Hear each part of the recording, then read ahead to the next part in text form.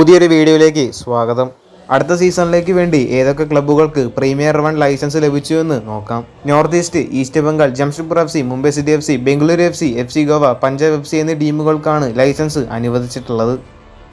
SC Delhi, Odisha FC, Mohan Bagan super giants, Chennaiyin FC, Kerala blasters, Mohammedan FC, inter Kashi എന്നീ ടീമുകൾക്ക് licence അനുവദിച്ചിട്ടില്ല.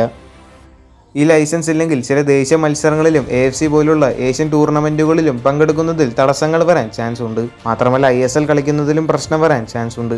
ഇപ്പോൾ 2026-27 സീസണിലേക്കുള്ള ഈ ലൈസൻസ് കേരള ബ്ലാസ്റ്റേഴ്സിന് AIFF നിരസിച്ചിരിക്കുകയാണ്. ലൈസൻസ് ലഭിക്കാത്ത ക്ലബ്ബുകൾക്ക് വേണമെങ്കിൽ അപ്പീൽ പോകാൻ സാധിക്കും. മാത്രമല്ല വരുന്ന സീസണിലൊക്കെ പങ്കെടുക്കണമെങ്കിൽ ഇളവുകൾക്ക് വേണ്ടിയും അപേക്ഷിക്കാൻ സാധിക്കും.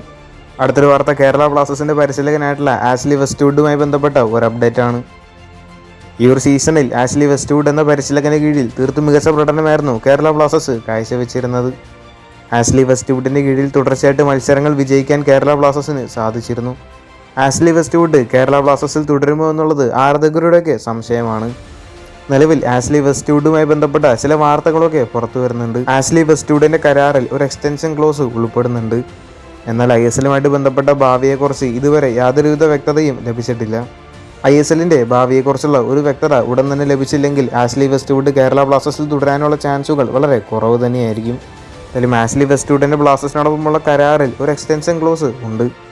എന്തായാലും വരുന്ന ദിവസങ്ങളിൽ കൂടുതൽ അപ്ഡേറ്റ്സിനായിട്ട് നമുക്ക് കാത്തിരിക്കാം. കൂടുതൽ അപ്ഡേറ്റ്സ് അറിയാനായിട്ട് ചാനൽ സബ്സ്ക്രൈബ് ചെയ്യുക. അടുത്തൊരു വീഡിയോ ആയിട്ട് നമുക്ക് വീണ്ടും കാണാം.